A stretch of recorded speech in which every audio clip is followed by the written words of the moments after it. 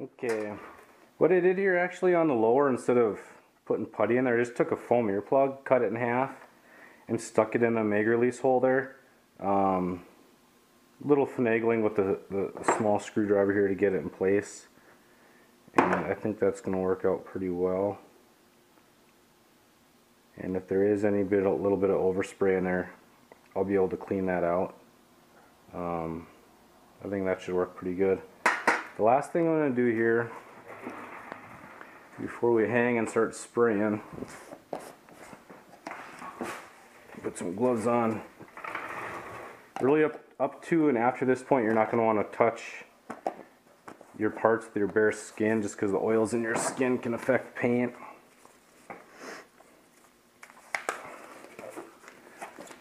Throw some gloves on, and obviously these chemicals aren't very good for you either to get in your skin.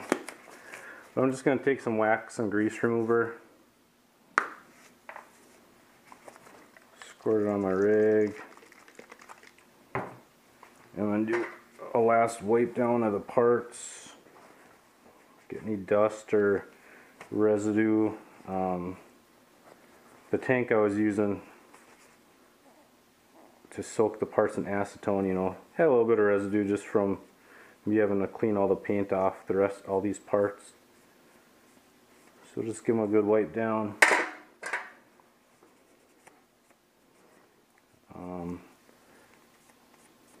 The cleaner your parts, the better off you are. I know when I first started kind of getting into painting, it was the actual painting part that was kind of like the most stressful, and I was concerned about if my painting technique was going to be good and this and that.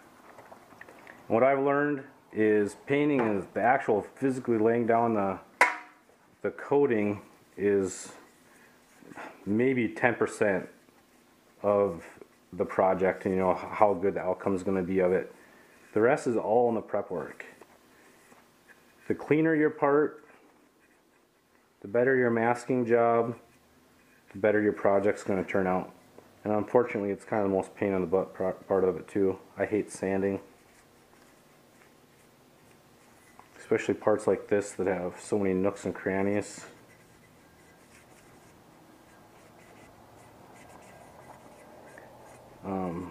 I know in Duracoat's instructions they mentioned sandblasting. I'll give you the reason I don't sandblast parts like ARs.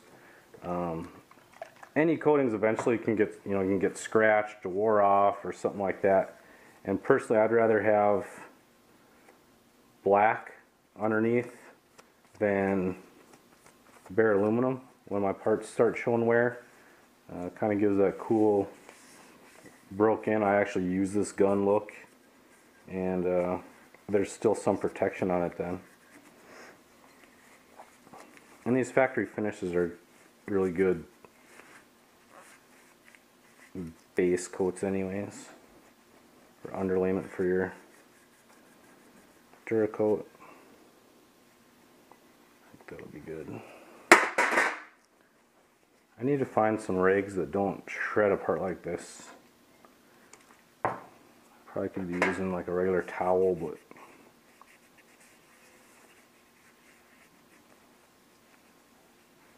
hope you guys can actually see what I'm doing here.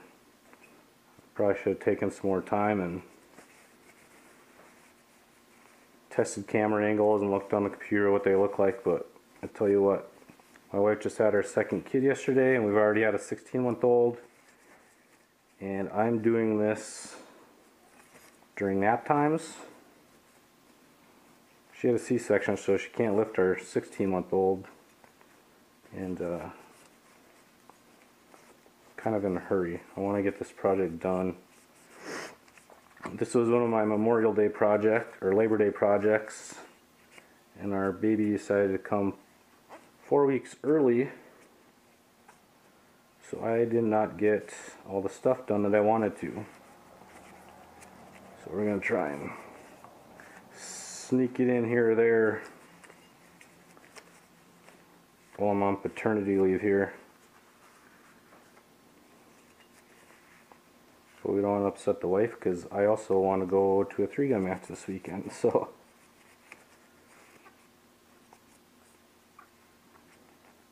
Alright, I think that's pretty good. I do need to find some new towels because these leave lint too, but I'll show you how we're going to handle that once we get the parts hung up on my rack. This here is just wax and grease remover. I think right now I'm using the stuff from Summit Racing. You can get it at Napa or any auto body paint store. It's not as harsh as some of the other chemicals out there, and it's what I have in my garage. You can see that took off a little bit of the previous Duracoat.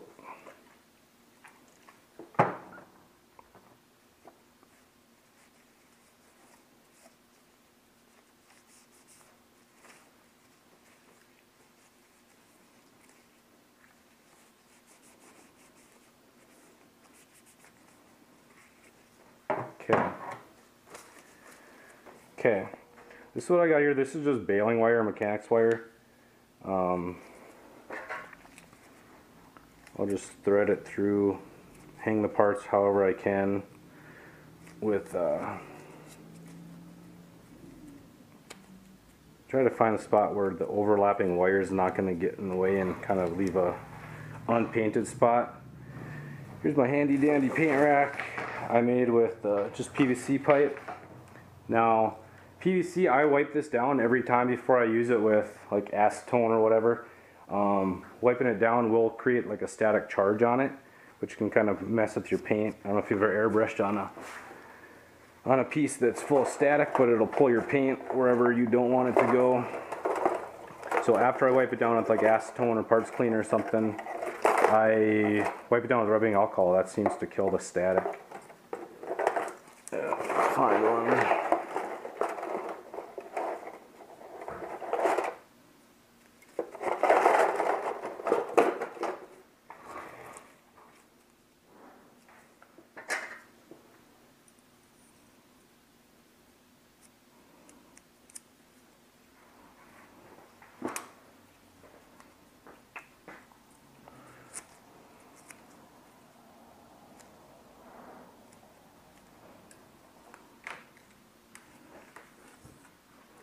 You want them on there super tight when you wrap that piece around, because you're going to kind of be able to finagle that piece around while you're painting it.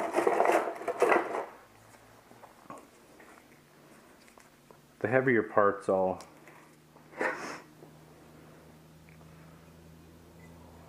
maybe twist it around better, but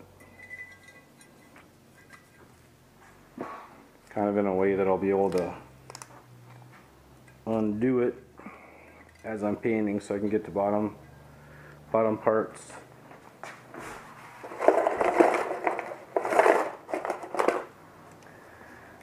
Let's see. I'm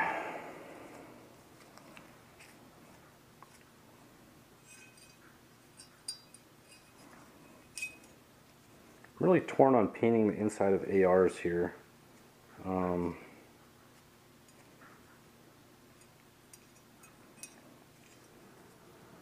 I guess I'm gonna do it just so, I guess mostly for aesthetics. We'll see once it's done. I've been shooting this gun for a while, how it all holds up. You know, with the bolt and carrier sliding in it and all that, but we'll see. The nice thing about doing it yourself is something gets messed up in the future, redo it. I need a longer one for the magazine.